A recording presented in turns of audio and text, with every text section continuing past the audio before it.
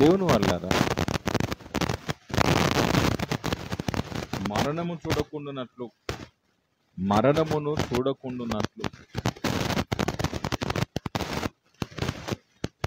హానోకు మరణము చూడకుండానట్లు కొనిపోబడెను. అతడు కొనిపోబడక మునుపు దేవునికి ఇష్టడై ఉండెను, సాక్ష్యం పొందానని వాక్యం చెప్తా ఉంది. దేవుని వాళ్ళారా,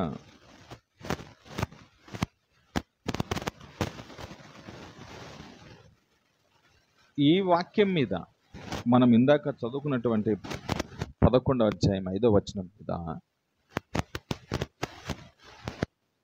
రకరకాల ప్రసంగాలు ఉన్నాయి.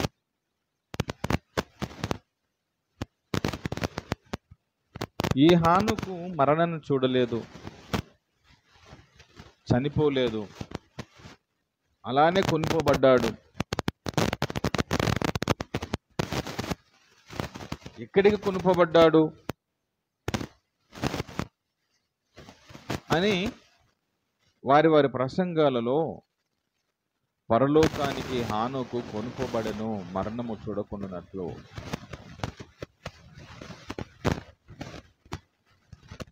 ఈ భూమి మీద ఎందరో మరణించారు.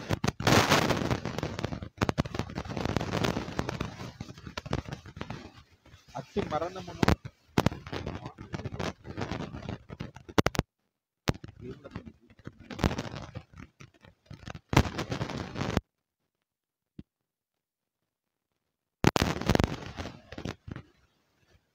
ఈ వాక్యాన్ని మనకు చూడాలి. వాక్యాన్ని మనకు వాక్యంతో పోల్చి చూసినప్పుడు దానికి సరైన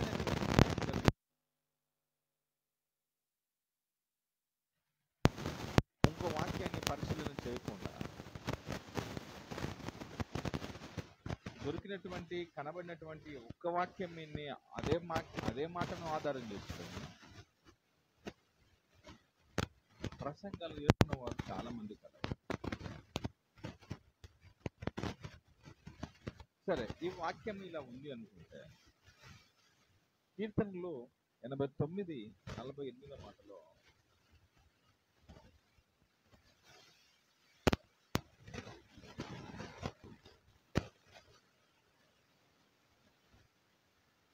మరణమును చూడకుండా బ్రతికేటటువంటి నరుడు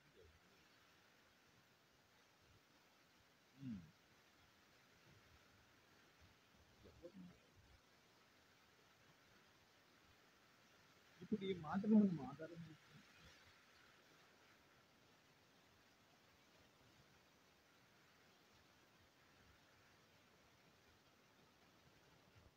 కాంట్రవర్సీ వాక్యం ఏంటి? మరణము చూడకుండా చూడకుండా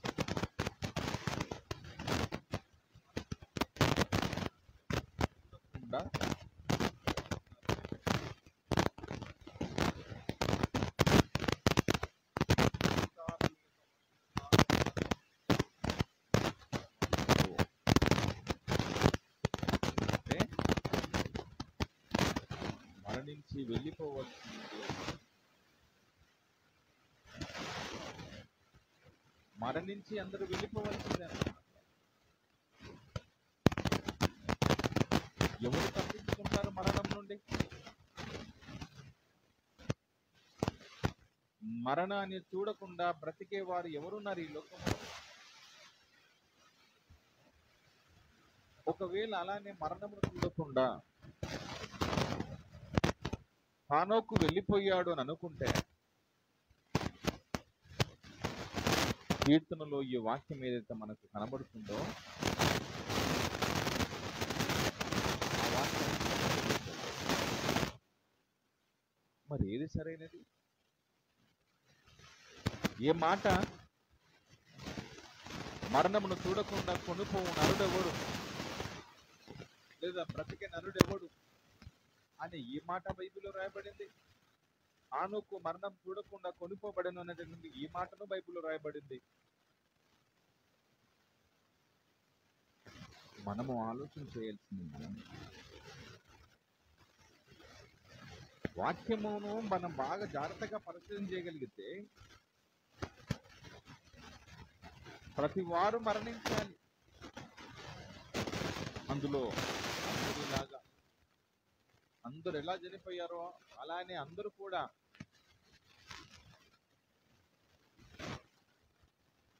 హానోకులా మరణించాల్సిందే. అనగా హానోకు కూడా మరణించాల్సిందే అందరూ.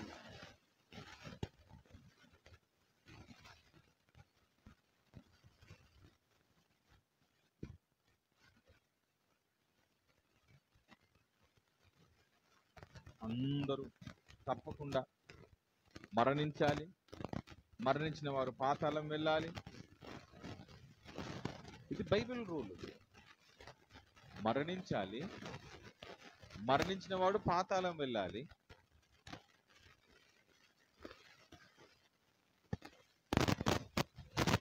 యేసుక్రీస్తు ప్రభు కూడా మరణించాడు, మరణించి పాతాళానికి వెళ్ళిపోయాడు.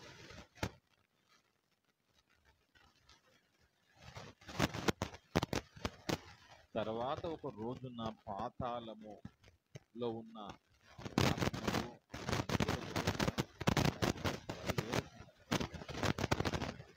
కానీ నేరుగా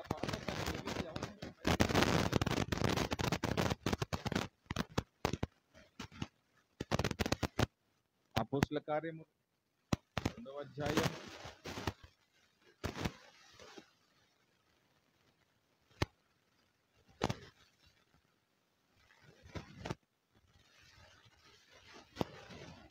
26వ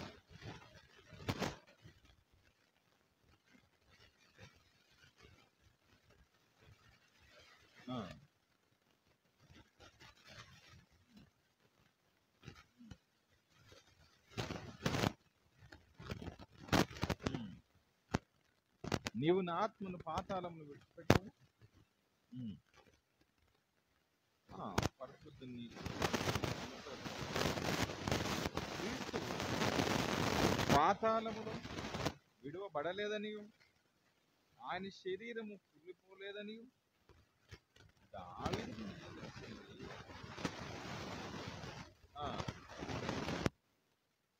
కంటిన్యూ చేద్దాం. ఈ యేసును ఎవరు లేపారట? దేవుడు లేపెను. ఈ యేసుని దేవుడు లేపెను. ఈ పదం కూడా ఎంత బాగుందో. ఈ యేసును దేవుడు లేపెను.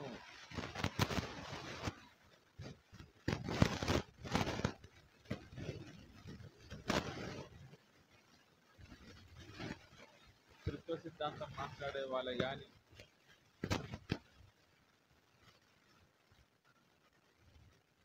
వాక్య పరిజ్ఞానం లేకుండా మాట్లాడే వారికి కానీ యేసు ఎవరో, తండ్రి ఎవరో, పరిశుద్ధాత్ముడు ఎవరో, ఈ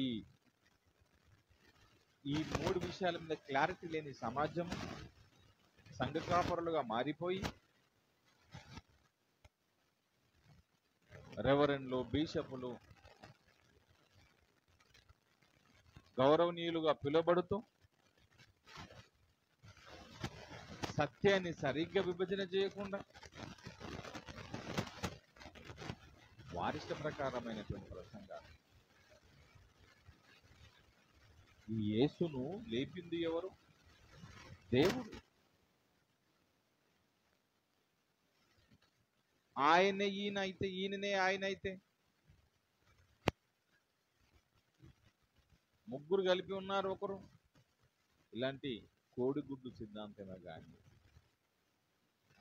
త్రిత్వ సిద్ధాంతమే కానీ ఈ మాట కొట్టేసేస్తుంది ఈ వాక్యం. యేసు ఉన్నాడే, ఆ యేసుని లేపింది ఎవరు తెలుసు? దేవుడు లేపాడట. ఈ యేసు ఎవరు? ఆ దేవుని కుమారుడు. ఈ యేసు ఆ దేవుని కుమారుడు. ఆయన దేవుడు, ఆయన కుమారుని లేపాను. దేవుడు ఎవరో, కుమారుడెవరు తెగుని ఈ సమాజం కూడా ఉంది నేటికి.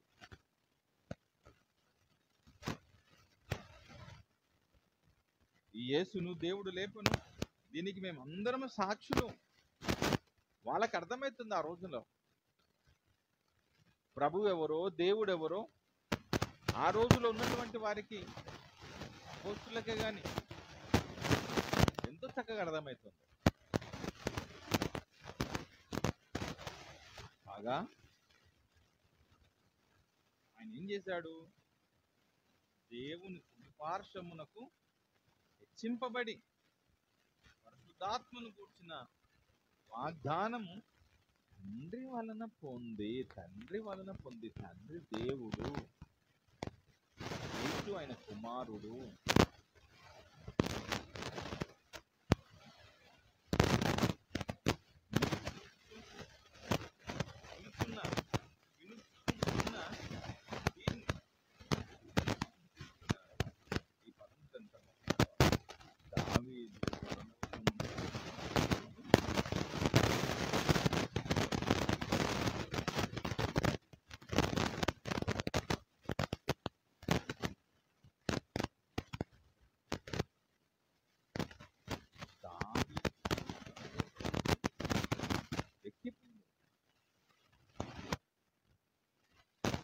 దావీదు పరలోకమునకు ఎక్కిపోలేదంట.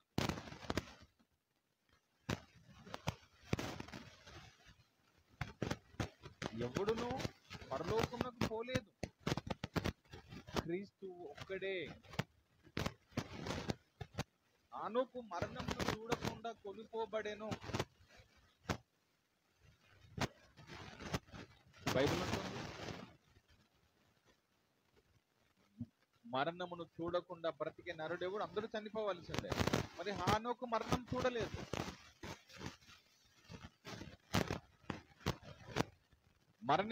మరణము అందరికీ తప్పదు. ఖచ్చితంగా అందరికి మరణించాల్సిందే, అందరూ మరణించాల్సిందే. ఈ భూమి పైన ఉన్న ప్రతి వారును మరణించాల్సిందే, మరణించి పాతాళం వెళ్ళాల్సిందే.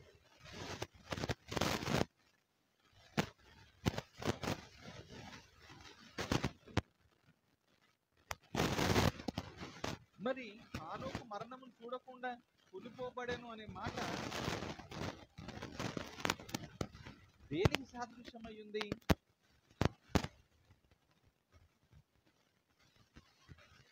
మరి ఎలా మరణించలేదు ఈయనకు ఎందుకు చావు రాలేదు? ఎందుకు చావు రాలేదు అంటే బైబిల్ స్పష్టం చేసింది. 2వ అధ్యాయం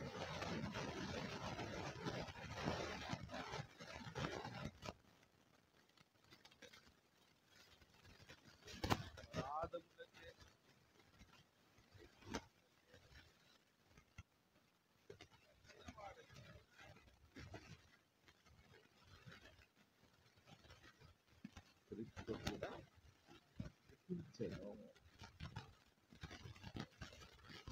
ఇప్పుడు దీనికి మరణానికి, ఆ సావుకి ఈ సావు, ఇక్కడ దానికి ఏంటి సంబంధం? బైబిల్ అంటుంది అపరాధముల చేతను పాపముల చేతను మరణం, దేవుని నుండి వెడబాటు, దేవునికి దూరం అవటం,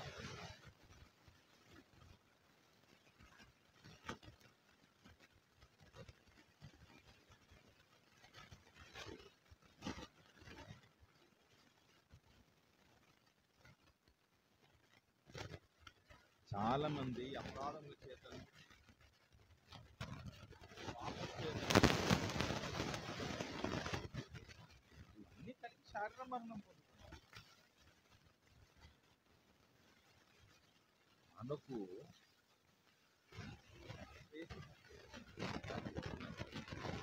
ఈ మరణం కానీ శారీరకమైనటువంటి కీర్తనకు సంబంధించిందా మనం తెలుస్తున్నాం కదా. ఆ మాట మరణించాల్సిందే.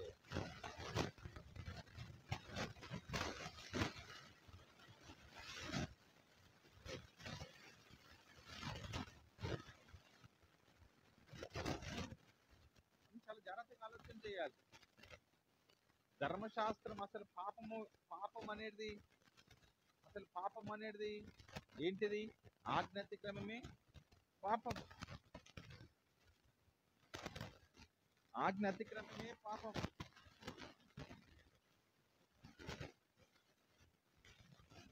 ఆజ్ఞలు ఎప్పటి నుంచి వచ్చాయి? ఇప్పుడు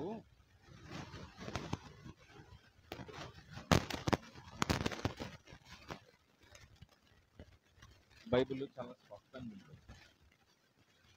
ఏంటిది?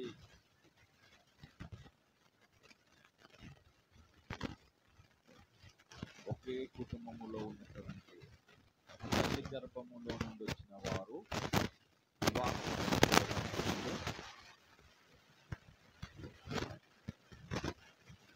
కారణం చెల్లి అవుతుంది లేదా అక్క అవుతుంది.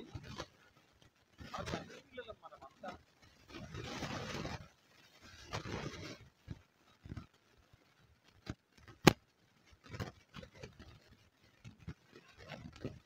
దేవుడు ఒక పద్ధతిని తీసుకొస్తున్నాడు.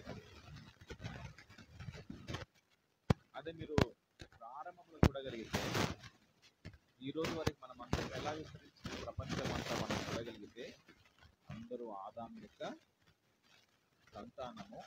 ఆదాము యొక్క సంతానంలో వారి పిల్లలు అప్పుడు ఆజ్ఞ అనేది లేదు.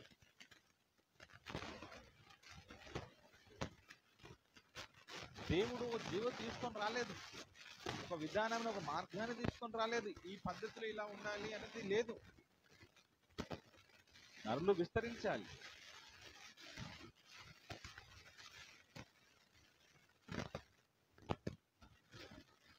మనకి ట్రాఫిక్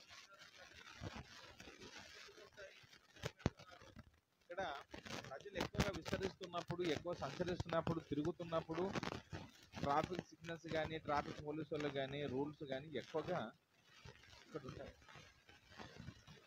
సిగ్నల్ ఎందుకు ఉండదండి అంటే పబ్లిక్ అక్కడ సిగ్నల్స్ వచ్చిన తర్వాత నేను అప్పుడు పోలేదు కదా, ఇప్పుడు నేను వెళ్తాను అనేది కుదరదు. అందుకని అప్పుడు జరగలేదు. అప్పుడు పెట్టని ఆజ్ఞ దేవుడు తీసుకుని పెట్టాడు. ఇప్పుడు ఒకే వంశంలో ఉన్నవారు ఇలా వివాహాలు జరగాలి. యూదులకు ఏమేమి ఆహారం ఇవన్నీ ఆయన ప్రజల ముందర పెట్టాడు.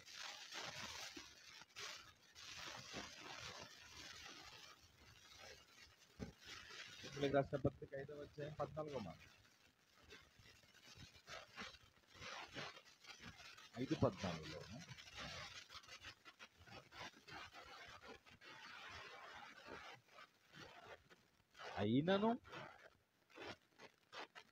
అయినను ఆదాము చేసిన అతిక్రమము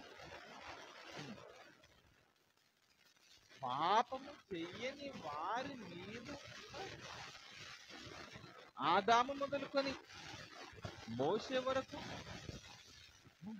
వచ్చేసింది. భౌతికమైన మరణం వచ్చేసింది.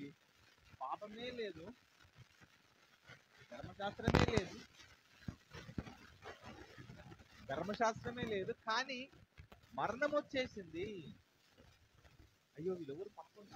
ధర్మశాస్త్రం వచ్చిన తర్వాతనే కదండి తప్పు రైట్, ఆజ్ఞలు వచ్చిన తర్వాతనే కదండి తప్పు రైట్. కానీ ధర్మశాస్త్రం కూడా మరణం వచ్చేసింది.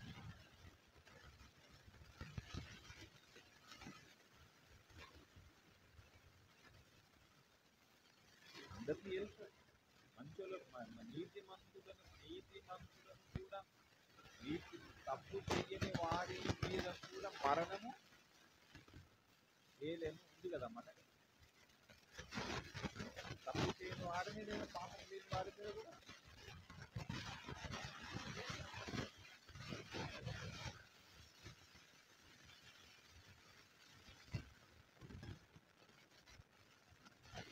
ఎలాంటి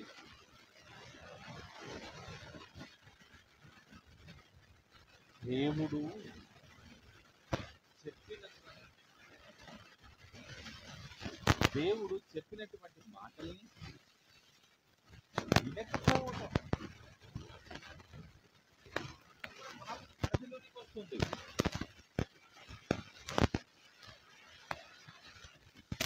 దేవుడే చెప్పనప్పుడు మంచేదో చెడేదో తల్లిదండ్రులుగా పిల్లలకి చెప్పనప్పుడు, సమాజం చెప్పనప్పుడు, మంచి చెడు అనేది మనము చెప్పిన తర్వాత, సమాజం చెప్పిన తర్వాత, సంఘము చెప్పిన తర్వాత, బైబిల్ స్పష్టం చేసిన తర్వాత తప్పకొరలోకి వస్తుంది. అనగా ఇక్కడ ఏం మాట్లాడుతుంది వాక్యం అనంటే,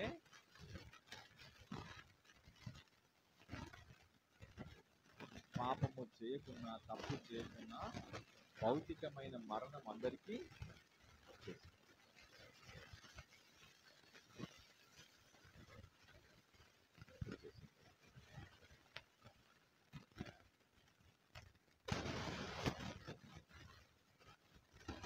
అయితే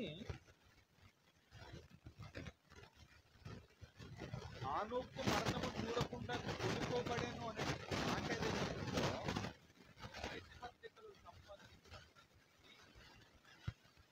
ఆయన ఎలా ఉన్నట్టుందండి?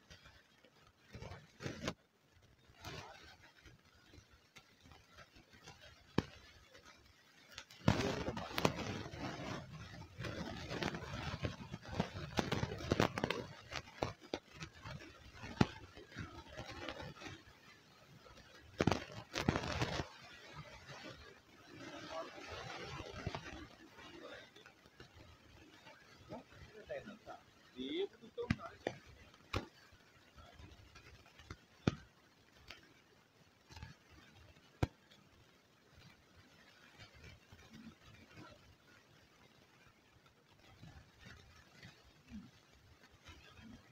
దేవుడికి నడిచిన తర్వాత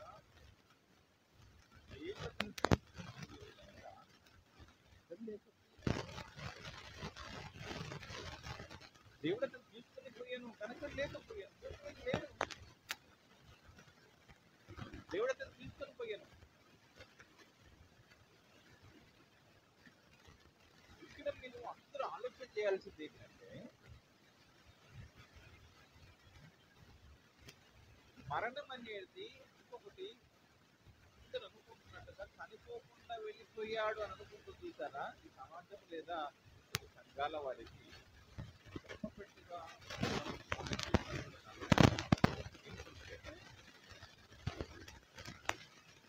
పాతాళములోకి నిమిషములో, క్షణములో శరీరాన్ని విడిచిపెట్టి ఏమైపోవాలి తెలుసండి? ఆత్మ వెళ్ళిపోవలసింది పాతాళం కానీ పరలోకములో కానీ ఈ మట్టి శరీరంతో వెళ్ళటానికి వీలు. పాతాళములో ఆత్మలు వెళ్ళిపోవాలి, అవి పాతాళములో ఉండాలి.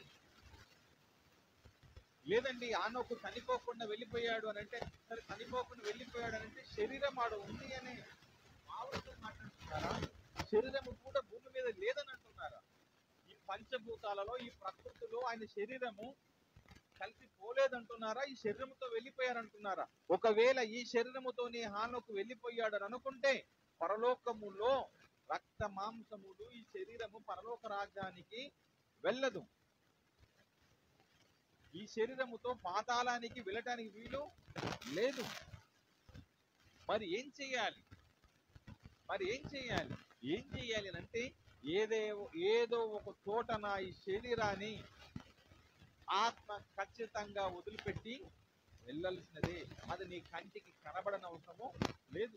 ఈ ప్రకృతిలో, ఈ పంచభూతాలలో ఎక్కడో ఒక దగ్గర ఉంది. ఓ మనిషి నీకు అర్థం కాదు అది.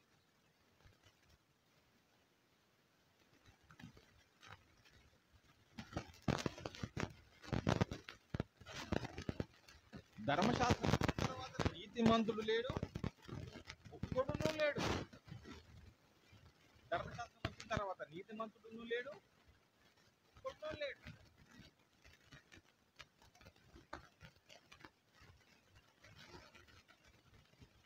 పాపము చెయ్యని వారి మీదను కూడా మరణం వచ్చింది.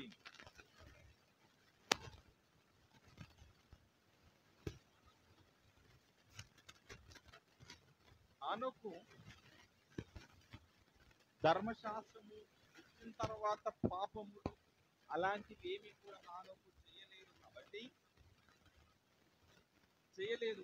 ధర్మశాస్త్రం ఇచ్చిన తర్వాత దేవుడు చెప్పినటువంటి మాటల్ని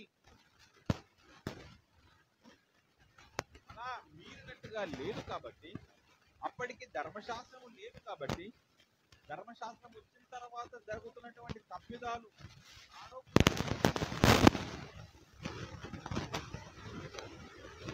మరణం, అది నిత్య నరకం.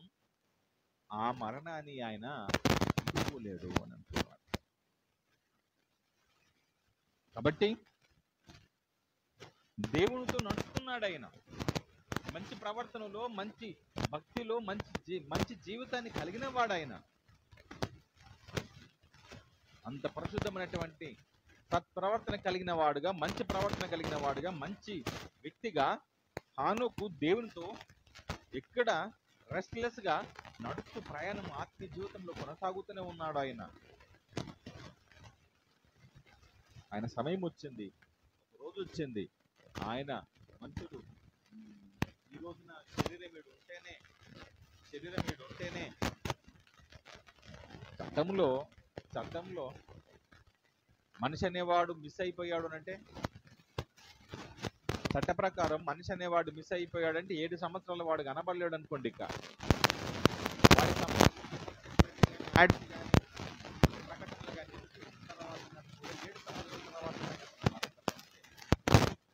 కనబడకుండా ఉన్నాడు అనుకోండి, ఇంకా అలానే కనబడకుండా ఉంటే అతడు ఏంటి తెలుసా అండి, చనిపోయినట్టే. ఈ చట్టమే అలాంటిది చెప్తుంటే, కంటికి కనబడకుండా 7 సంవత్సరాలు మనిషి అనేవాడు కంటికి కనబడకుండా ఉంటే మరణించిన పరిధిలోనికి తీసుకొని వస్తుంది చట్టం, సర్టిఫికేట్ ఇస్తుంది. నీకు ఈ మనిషి కనబడకపోతే, నీ కంటికి కనబడకపోతే చనిపోలేదని నువ్వెలా అనుకుంటావు? ఇలానే పెట్టెలో సమాజమును అందరిని పిలిచి పెట్టెలు మోసుకొని వెళ్ళిపోయి గోతి తీసి గోతిలో పడేసి లేదా పూడ్చి కార్యక్రమాలు ముగిస్తే అదే అప్పుడే చనిపోయిన పరిధిలోనికి అనుకుంటే 7 సంవత్సరాల తర్వాత కూడా కనబడిన వాడిని కూడా ఇంకా నువ్వు స్టిల్ భావించాల్సింది బ్రతికే ఉన్నాడని. మరి అప్పటికనికి అలా 100 సంవత్సరాలు కూడా దాటిపోతాయి, నీ కంటికి కనబడాడు.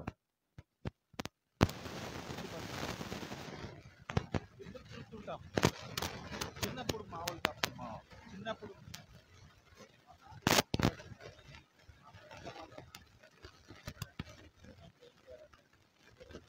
ఇలాంటి వింటుంటాం. మరి ఇప్పటికి బ్రతికే ఉన్నారా వారిక? 100 సంవత్సరాలు దాటిపోవాలి. మొదటి శతాబ్దం నుండి లేదా మానవ మనుగడ ప్రారంభమైన నాటి నుండి ఈ రోజు వరకు ఎందరో తప్పిపోయిన వాళ్ళు కూడా ఎందరో ఉన్నారు. మరి వారందరూ కూడా బ్రతికున్నాడు అనుకుంటే 6,000 చిల్లర సంవత్సరాల పైన అయిపోతుంది వయసు. ఇంకా మరి వాడు బ్రతికున్నావా ఆలోచన చేస్తావా? నువ్వు నీ కంటి కనబడలేవు కాబట్టి, నువ్వు పెట్టి తీసుకొని వెళ్ళలేదు కాబట్టి, బంధువులకు చూడలేదు కాబట్టి చనిపోలేదని అంటావా నువ్వు?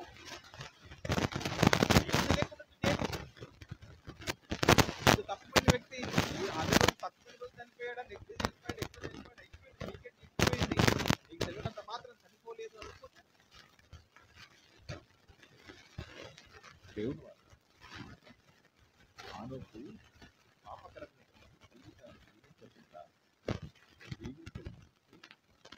మరణానికి వెళ్ళిపోయేటట్టు ఆ మరణాన్ని చూడకుండా పాతాళానికి నెమ్మదిగలతో వెళ్ళిపోయేట్టు బైబిల్ ఇంత స్పష్టం చేస్తుందండి. ఒక వ్యక్తి విషయంలో ఇంత స్పష్టత ఉంటుందో లేదో కానీ హానోకు విషయంలో బైబిల్ మాత్రం స్పష్టంగా చెప్తా ఉంది. మరణమును చూడకుండా కొనిపోబడెను, మరణమును చూడకుండా కొనిపోబడెను. భౌతిక మరణం అని అనుకుంటే కాదు,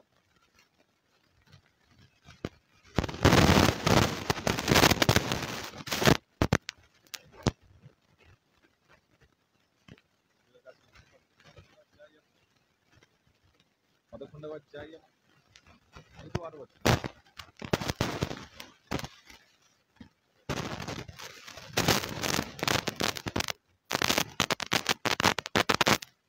విశ్వాసమును బట్టి మనకు మరణమును విశ్వాసమును బట్టి విశ్వాసం ఏదైతే ఆ మనిషి బట్టి సత్ప్రవర్తనలో మంచి ప్రవర్తన ఉండటం వలన మరణాన్ని చూడకుండా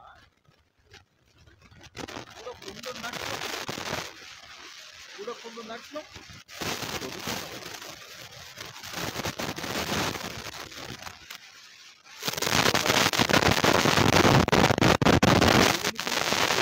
ఈ పదాలు కొనిపోబడని పదాలు ఉన్నాయి.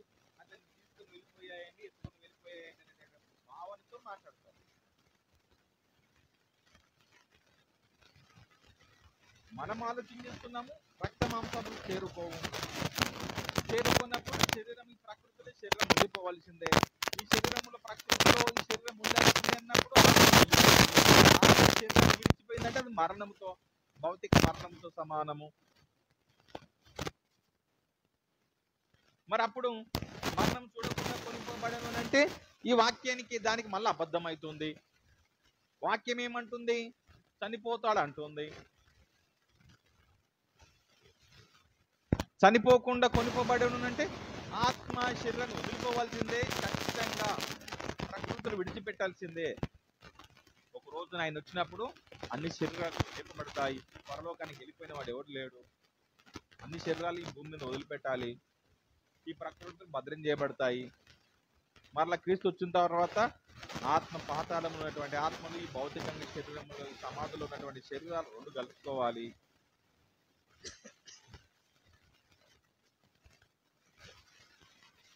మిడిమిడి జ్ఞానముతో ప్రసంగాలు చేస్తే ప్రమాదకరం.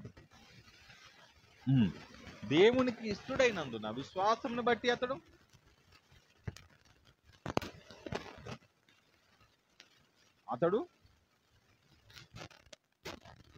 దేవునికి ఇష్టడై ఉండనని సాక్ష్యం పొందెను. కాగా దేవుడు అతన్ని కొనిపోయెను గనక అతడు కనబడను. కొనిపోయాడు. ఏడి కొనిపోయాడు? లేదండి, మోస శరీరము కూడా కనబడలేదండి. అయితే నీ కనబడకపోతే ఏ బుట్టలలో, ఏ చెట్లలో, ఏ సముద్రంలోనో, ఎక్కడున్నో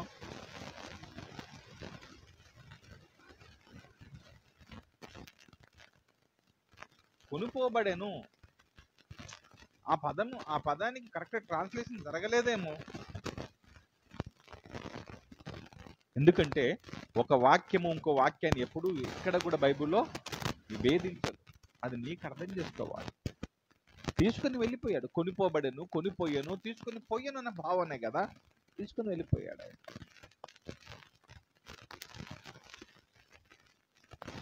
దేవునితో హానోకు నడిచినందుకు దేవుడు అతను తీసుకొని పోయానంతే. దాని అర్థం పాపము చేయకుండా బ్రతికిన వారిలో హానోకు ఒకడు అని అర్థం. పాపము చేయకుండా బ్రతికిన వారిలో హానోకు ఒకడు. నీవు నేను దేవుని కొరకు హానోకుల బ్రతకాలి. మనమందరము హానోకుల దేవుని కొరకు జీవించాలి. మరణమును చూడకుండా, నరకమును చూడకుండా, పాపమును చూడకుండా, నరకానికి చేరకుండా, వేదనకరముకు స్థలముకు చేరకుండా, నిత్య నరకానికి చేరకుండా